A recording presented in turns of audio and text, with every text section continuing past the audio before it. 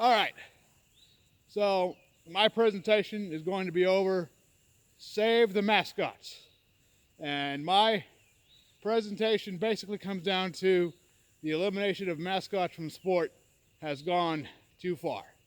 And I brought my first presentation talking about how the Washington Redskins became the Washington football team, then they became the Washington Commanders. But now we're going to talk about another mascot in sport. This one, a little bit up the road, Chief Wahoo of the Cleveland Indians. And 2019, the Cleveland Indians announced they would phase out Chief Wahoo.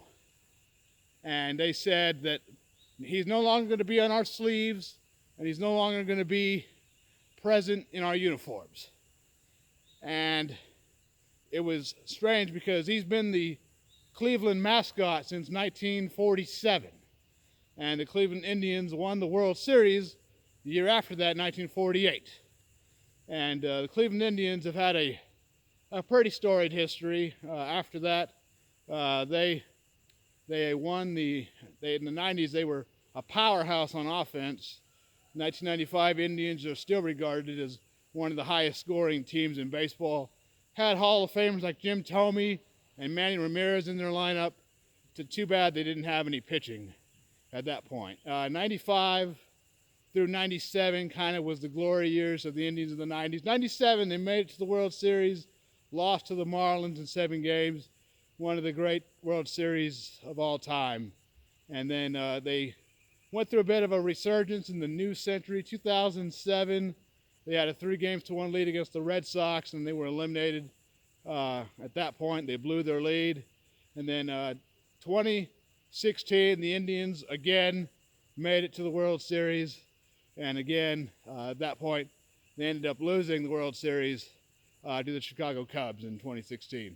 And so Cleveland, they have a storied history, but at the same time, they have a troublesome mascot, according to some. You have some that say this will better increase representation of Native Americans in sport by phasing them out entirely.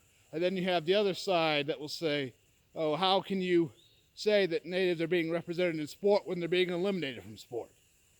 Now, my position on this is I've always kind of taken the, if you are going to rename the team, and these owners have a right to name a team whatever they want. They're all billionaires. They all do whatever they want anyway. But my position is you should still be able to buy team gear of the Cleveland Indians, of the Washington Redskins, if you so choose to. You cannot even find any Washington Redskins gear on NFLshop.com right now. I did a search for it last week. You can't find it.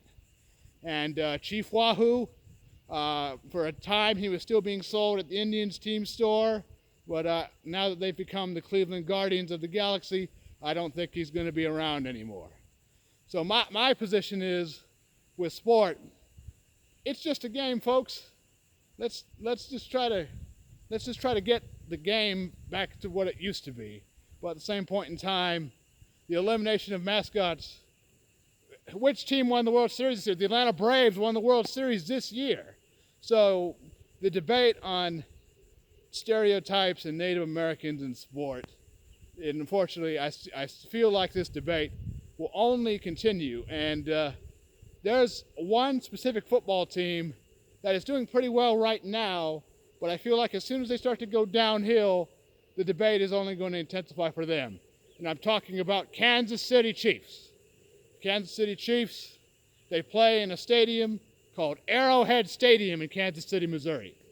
And Arrowhead had at one time the loudest decibel fans in attendance.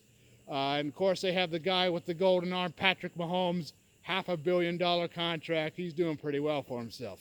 But that being said, if we've already seen Redskins go, and I feel like Chiefs is kind of an endangered species, and I feel like they're going to be the next one to go.